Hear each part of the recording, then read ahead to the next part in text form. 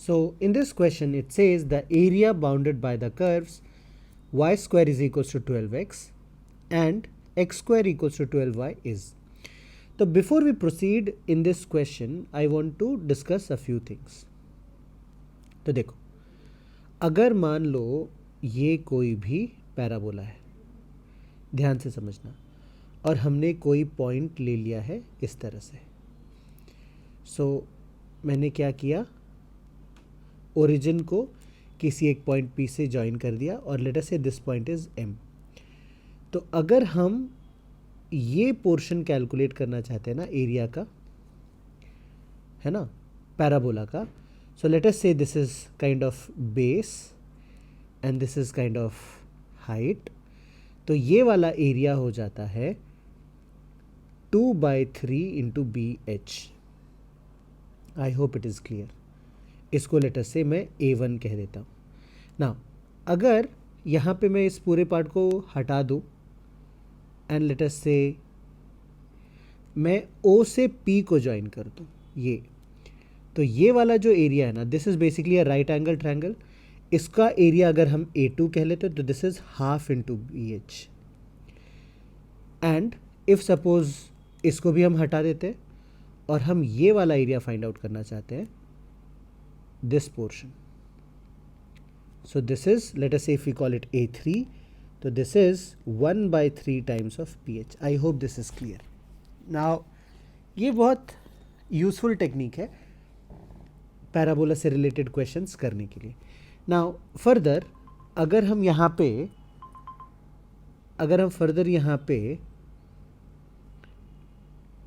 एक लाइन ऐसा ज्वाइन कर लेते हैं और हम सिर्फ ये वाला एरिया ढूंढने की कोशिश करते हैं. सो this is O origin, this is point P, this is से H and this is late us से B. तो ये वाले पोर्शन का एरिया जो है ना कैसे मिलेगा, ये मिल जाएगा, लेट अस से the area is represented by A. तो 2/3 BH कौन सा एरिया हो जाएगा, ये पूरा एरिया हो जाएगा यहाँ से लेके यहाँ तक.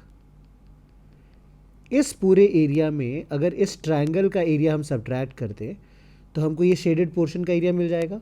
सो ट्रायंगल का एरिया होता है हाफ बी एच, तो ये आ जाएगा, एलसीएम हो जाएगा लेट अस से 6 एंड ये आ जाएगा 4 minus 3 into B H. So this will be basically 1/6 B H. So this is the concept which we are going to here use. So if we look at this question, तो हमको क्या पता चल रहा है, हमारा एक इक्वेशन है y square is equals to 12x और एक इक्वेशन है x square is equals to 12y. तो हम लोग फर्स्ट इक्वेशन को स्क्वायर कर लेते हैं और हमको यहाँ पे मिलेगा y का power 4 is equals to 144 into X square. And X square का वैल्यू अगर हमने यहाँ पे 12y ऐसा पुट कर दिया, so we can write y cube is basically 12 cube and therefore y की वैल्यू हमको मिल जाती है 12. So if we put the value of 12 in the above equation, हमको x का वैल्यू क्या मिलेगा, X square is equals to 12 into 12, therefore x is also equals to 12.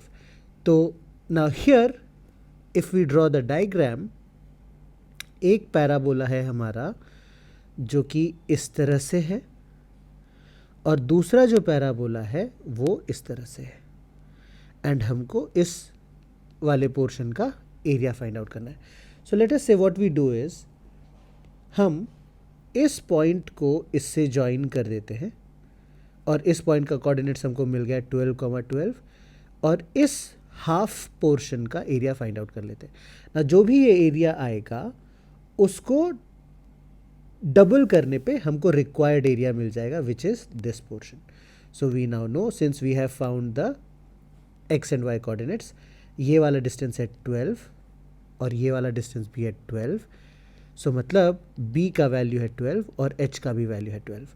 सो सिर्फ ऊपर वाले पार्ट का अगर हम एरिया कैलकुलेट करें, so that can be written as 1/6 into B H and into 2 will give us the area enclosed between these two parabolas. So area enclosed is basically equals to this. So 2 से ये cancel हो जाएगा 3, So we have 12 into 12 upon 3. So this is 3 4s are 12.